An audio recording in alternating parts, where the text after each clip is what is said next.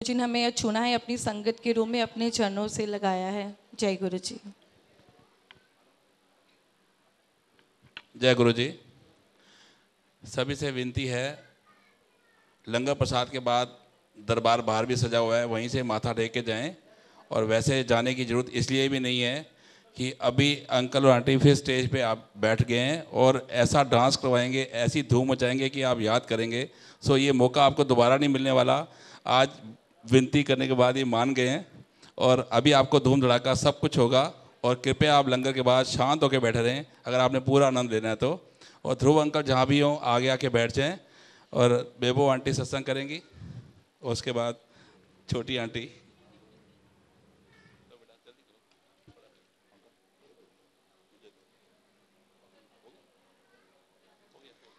जय गुरु जी।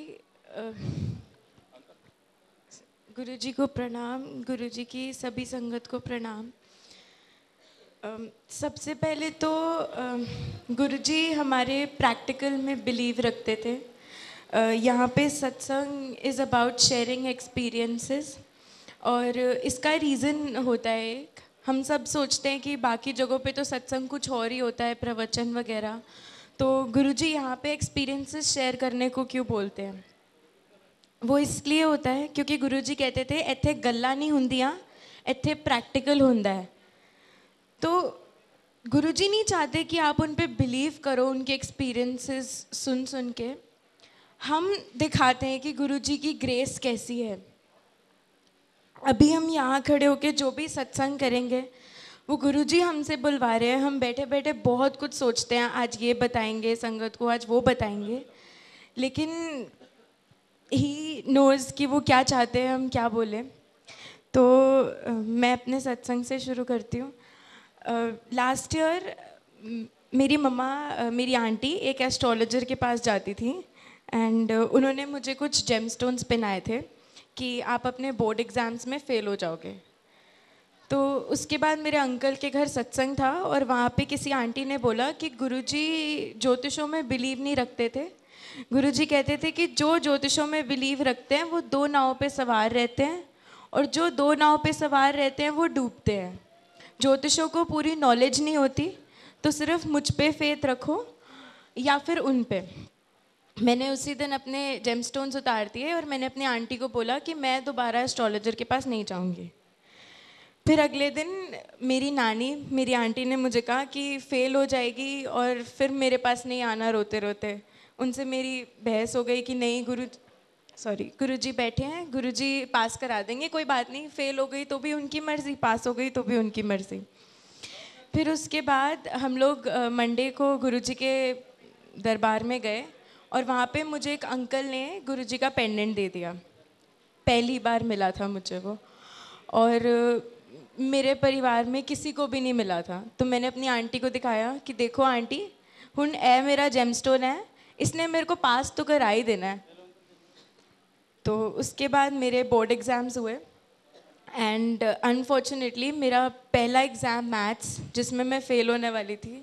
मैंने रोते रोते अपने आंटी को बोला कि मेरा एग्ज़ाम बिल्कुल अच्छा नहीं हुआ, 100 में से 15 मार्क्स का तो मैंने छोड़ दिया है, मुझे नहीं पता क्या होने वाला है, बाकी मुझे नहीं पता, मैं फ़ेल हो जाऊंगी।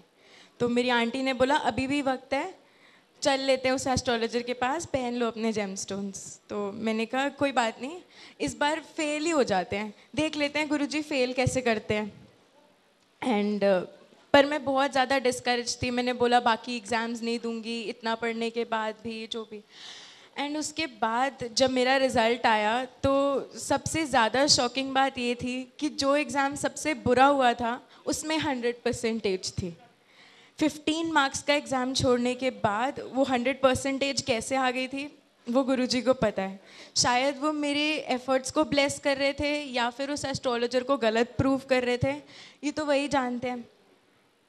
फिर उसके बाद मेरे फैमिली में सबने एस्ट्रोलॉजर्स के पास जाना छोड़ दिया।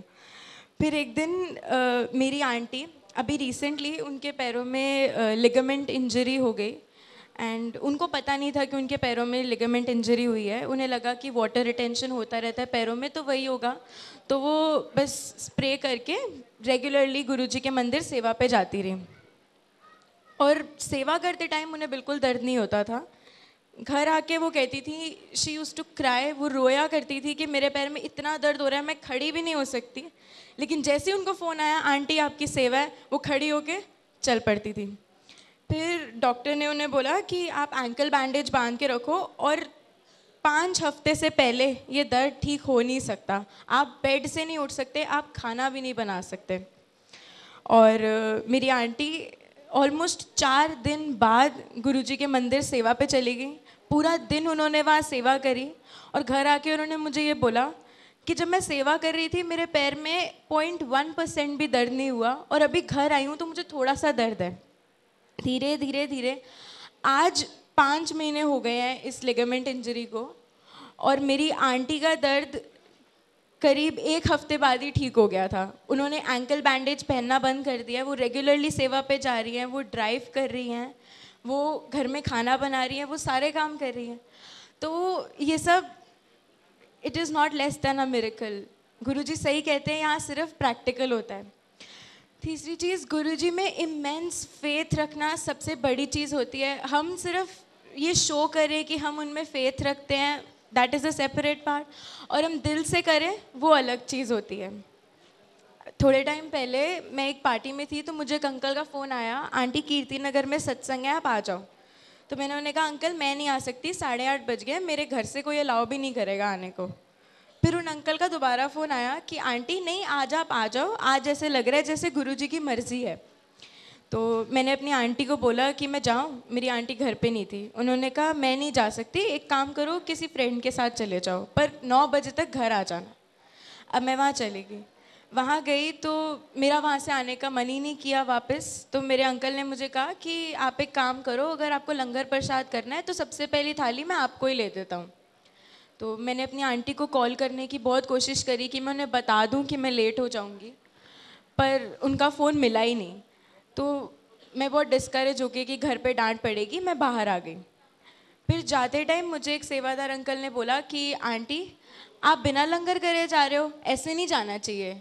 मैं रो पड़ी। मैंने कहा अंकल आई एम सॉरी, आज मुझे जाना पड़ेगा। फिर मैं आगे गई तो एक और सेवादार अंकल ने बोला आंटी तुसी आज बिना लंगर करे जा रहे हो, ए अच्छी गल नहीं होंदी।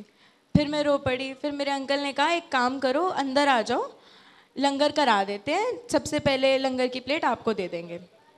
तो जो अंकल वहाँ कोऑर्डिनेट कर रहे थे लंगर सेवा, उन्होंने बोला कि अभी तो 20 मिनट लगेंगे लंगर शुरू होने में, लंगर तो हो ही नहीं सकता अभी। मैं फिर डिस्करेज होके बाहर आ गई। उसके बाद जब मैं जा रही थी तो वही अंकल पीछे से आवाज़ देते देते आ रहे हैं, आंटी रुक जाओ, लंगर ले लो, लंगर ले लो, लंगर ले लो। और मैं भागते भागते अंदर गई। अब मैं अंदर गई तो आरती हो रही थी, और सच में एग्जैक्ट 20 मिनट बाद ही मुझे लंगर मिला। मैं रुक गई वहाँ पे, आरती छोड़ के मैं बाहर जा नहीं सकती थी।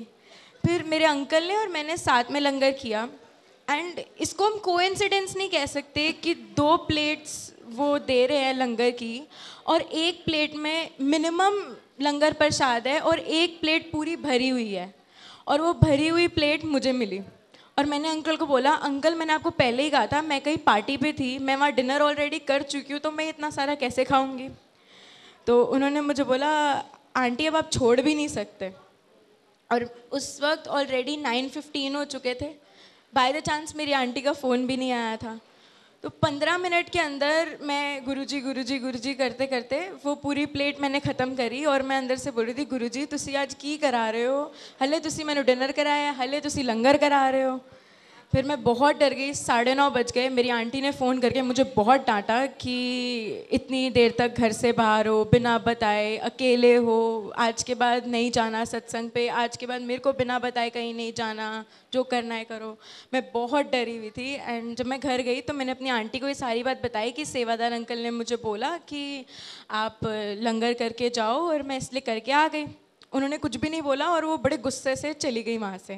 मैं गुरुजी की स्वरूप से देख के मैं बातें करी थी कि गुरुजी आज आपने तो फंसवा दिया, मैं पार्टी थोड़ी कर रही थी, मैं तो आपसे मिलने आई थी और आपने मेरे को फंसवा दिया, देखो कितनी डांट पड़ गई। और इतनी देर में गुरुजी ने दर्शन दिए। गुरुजी की फ़ोटो के अंदर ओम बना। ये बहुत छोटी छोटी बातें, ओम बनना हमारे चपाती प्रसाद पे या गुरुजी के स्वरूप में, लेकिन इसी तरीके से हमारा फेथ गुरुजी में इतना बढ़ जाता है, गुरुजी इतना प्यार करते हैं, सर पे चढ़ा देते हैं, प्राउड अपने आप बढ़ जाता है। तो nothing else, just have faith in Guruji. जय गुरुजी।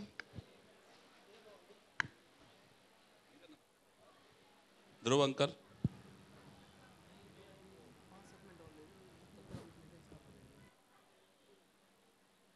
जय गुरु जी। गुरु जी को प्रणाम, गुरु जी की आई प्यारी प्यारी संगत को प्रणाम। गुरु जी महाशिव हैं। हम लोग अक्सर कहते हैं गुरु जी शिव अवतार हैं या गुरु जी वाहिगुरु अवतार हैं, मगर मैं ये सबको बताना चाहूँगा कि गुरु जी महाशिव हैं। ब्रह्मा विष्णु महेश से भी ऊपर कोई चीज़ होती है और वो होता है ओम। साक्षात ओम है हमारे गुरु जी। हम मंत्र जाप बचपन से करते हैं, ओम नमः शिवाय या ओम नमो भगवते वासुदेवाय नमः, बट उसका लिटरल मीनिंग क्या है हम कभी नहीं समझ पाए। उसका लिटरल मीनिंग है, अगर हम ओम नमः शिवाय को देखें तो अगर हम उसको उल्टा करते हैं तो उसका मतलब होता है शिवाय नमः ओम। इसका मतलब शिव भी जो है वो ओम का जाप कर रहे हैं। तो ब्रह्मा विष्णु महेश भी जिससे अपनी एनर्जी प्राप्त करते हैं और वो ओम है। जब हम शिव पुराण पढ़ते हैं तो उसमें लिखा है जैसे जैसे धरती पर पाप बढ़ता है, लोगों का कल्याण होना होता है, तो ये साक्षात ओम जो महाशिव हैं ये धरती पर अवतरित होते हैं और इस बार कलयुग में वो हमारे गुरुजी आए। इसका एविडेंस हमें ऐसे मिलता है कि जब गुरुजी के पास हम लोग बैठते थे तो गुरुजी में से इमेंस फ्रेग्रेंस आती थी। गुरुजी कभी अपने लाइफ टाइम में, पूरे लाइफ टाइम में कभी भी बिल्कुल सोए नहीं, 1 मिनट के लिए भी नहीं सोए, क्योंकि गुरुजी कहते थे जे रब सो गया तो फिर प्रलय नहीं आ जाओ। तो कभी भी गुरुजी नहीं सोए और गुरुजी की बॉडी में से एक नेचुरल फ्रेग्रेंस आती थी। और शिव पुराण में और काफ़ी वेदों और ग्रंथों में ये लिखा है कि वो फ्रेग्रेंस तभी आती है जब किसी के 10 द्वार खुले होते हैं। द्वार क्या होते हैं? 2 आंखें, 2 नॉस्ट्रिल्स। ये हमारी बॉडी में 10 द्वार होते हैं जो तप के द्वारा खुलते हैं। साईं बाबा के 2.5 द्वार खुले होते हैं, वाहिगुरु जी के 3 द्वार खुले होते हैं और जो हमारे गुरु जी हैं इनके साक्षात 10 द्वार खुले होते हैं। गुरु जी के बारे में जितना कहें उतना कम है। जैसे कि कहा जाता है कि गुरु जी ने लोगों के कैंसर ठीक करे, मेरे फादर भी उनमें से एक है जिनका कैंसर गुरु जी ने ठीक करा लास्ट स्टेज। बट ये सब बहुत छोटी चीज़ें हैं। हम ये तो सारी चीज़ें हैं जो हम गुरु जी से चाहते हैं और गुरु जी ने हमारे को दी, बट गुरु जी हमसे क्या चाहते हैं हमने इस बात पर कभी गौर नहीं फरमाया। हमारे बड़े मंदिर के कुछ कायदे कानून हैं, मैं वो आप सबको बताना चाहूँगा, आप सबके साथ शेयर करना चाहूँगा।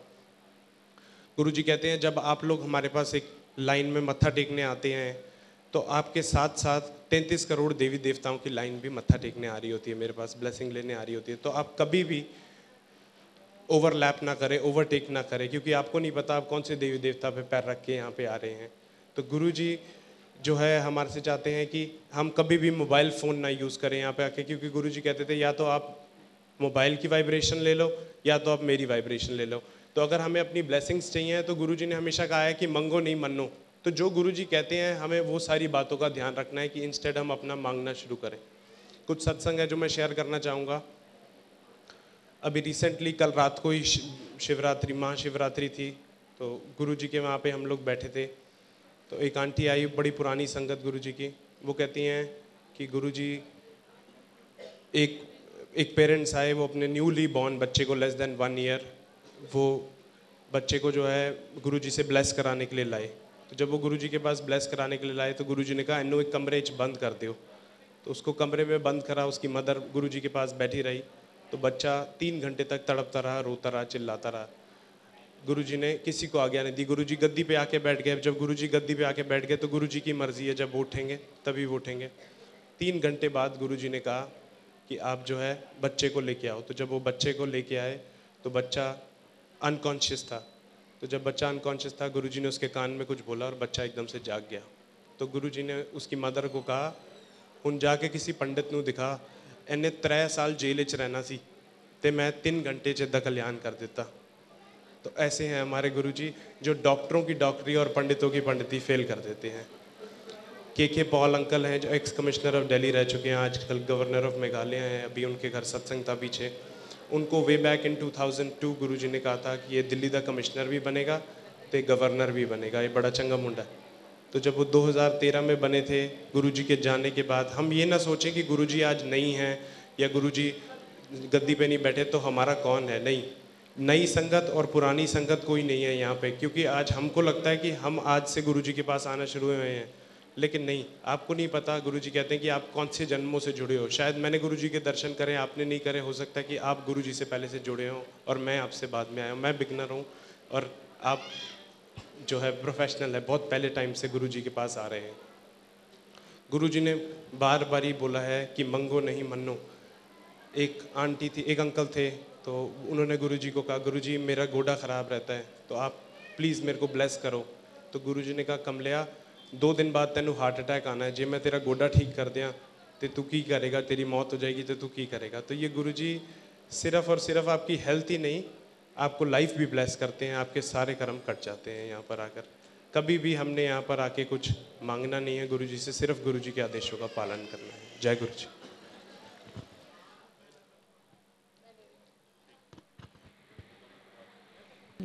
जय गुरु जी।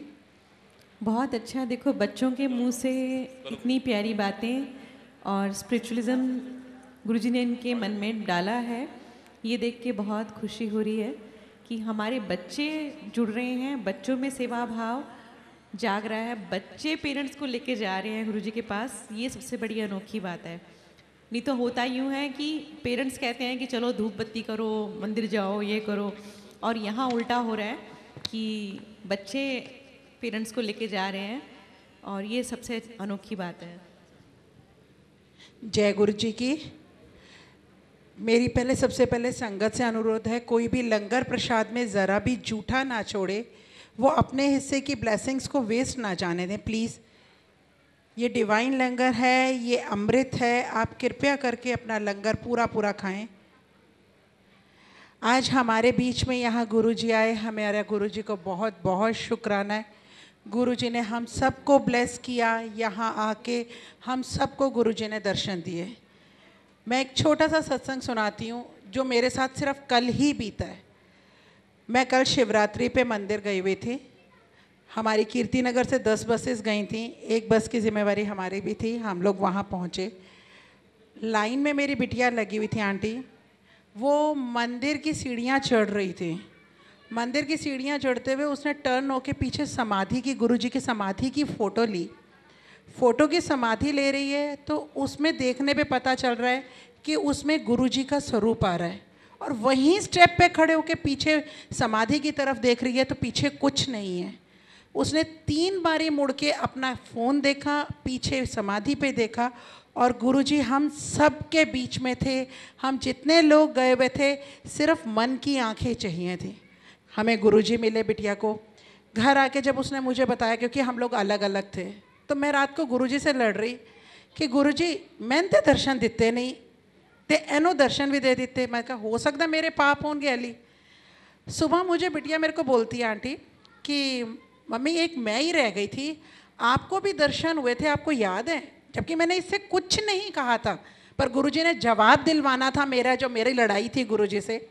गुरुजी ये मेरे को कहती, मैंने कहा मेरे को कब दर्शन हुए? कहते जब मंदिर की रेनोवेशन हो रही थी, गुरुजी की गद्दी बाहर लगती थी, तो गुरुजी के ब्राउन कलर के फ्लावर पॉट वास होते थे जो उनकी सीट के साइड्स में लगते थे, और मैं बिल्कुल उनकी गद्दी के साथ बैठी हूँ, और उस वास में पूरे मुझे गुरुजी की शैडो दिख रही थी।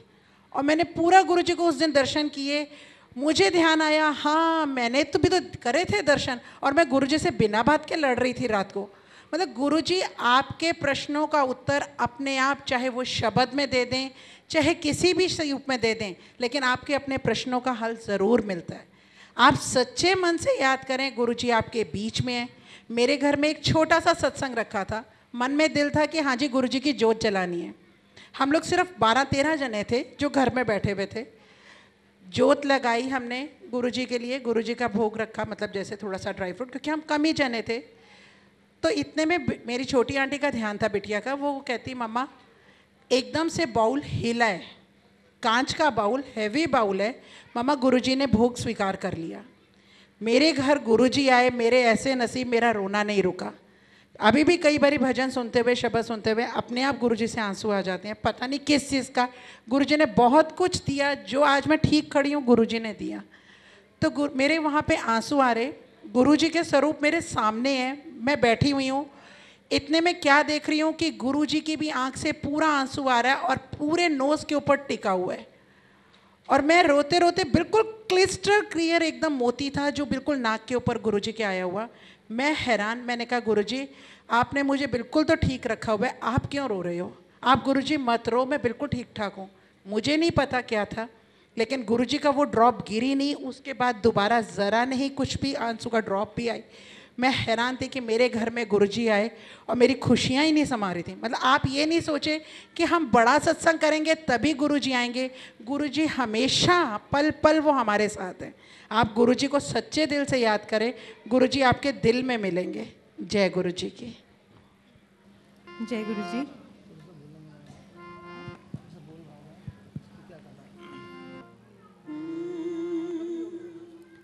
कमली हो गैया, मैं कमली हो गैया, कमली हो गैया, मैं कमली हो गैया। हो गुरुजी तेरे प्यार विच मैं कमली हो गैया, मैं कमली हो गैया। हो दाता तेरे प्यार विच मैं कमली हो गैया, मैं कमली हो गैया।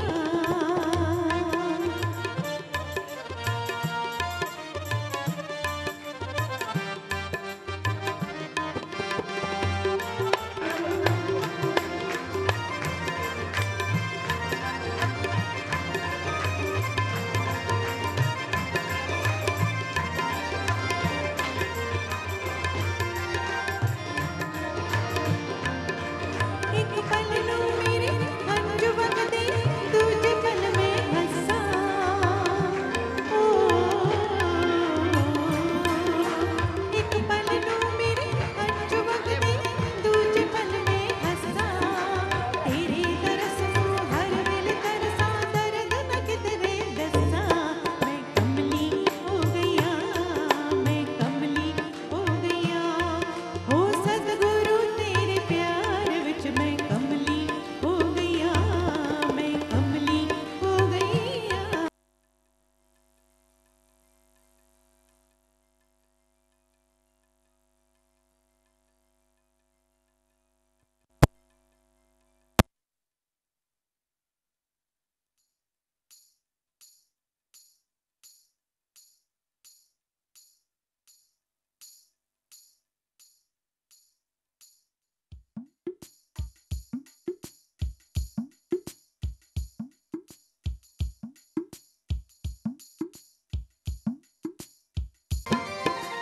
इश्क तेरे ने कमल कितना, जग दी परवाह छड्डा। ओ इश्क तेरे ने कमल कितना, जग दी परवाह छड्डा। तेरे अगे सतगुरु मेरे छम छम करके नचा। मैं कमली हो गैया, मैं कमली हो गैया। ओ गुरुजी तेरे प्यार विच मैं कमली हो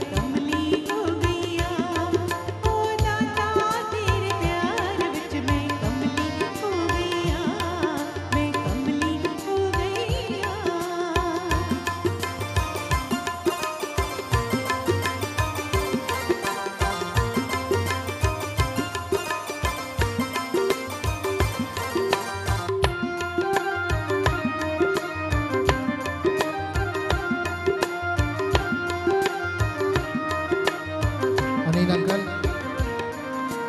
इश्क तेरे ने कमल किता जग दी परवाह छड्डा ओ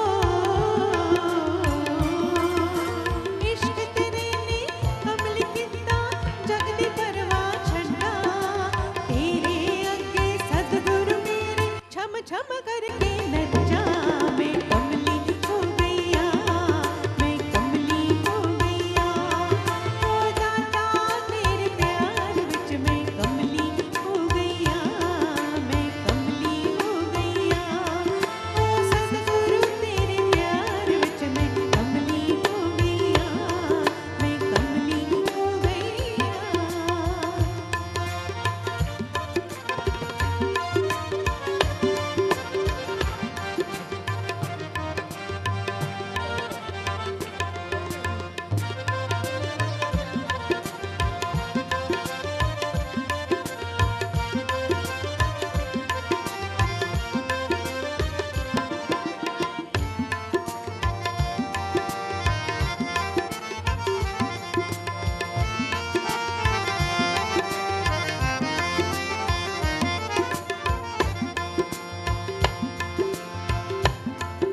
ओ लाल मेरी पत रखियो भला झूले लाल सिंधड़ी दा सेवन दा छपी सा पांच कलम दमादम मस्त कलंदर अली दम बंदे अंदर अली दा पहला नंबर ओ लाल मेरी पत रखियो भला झूले लाल सिंधड़ी दा सेवन दा छपी सा पांच कलम दमादम मस्त कलंदर अली दम बंदे अंदर अली दा पहला नंबर ओ लाल मेरी ओ लाल मेरी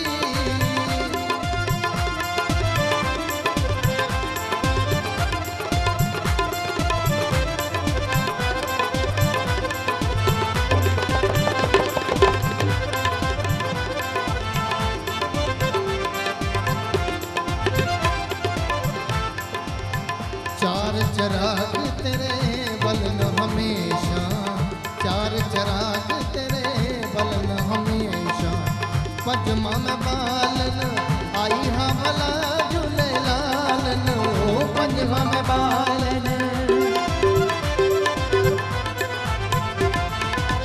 पजमा में बालन आई हा भला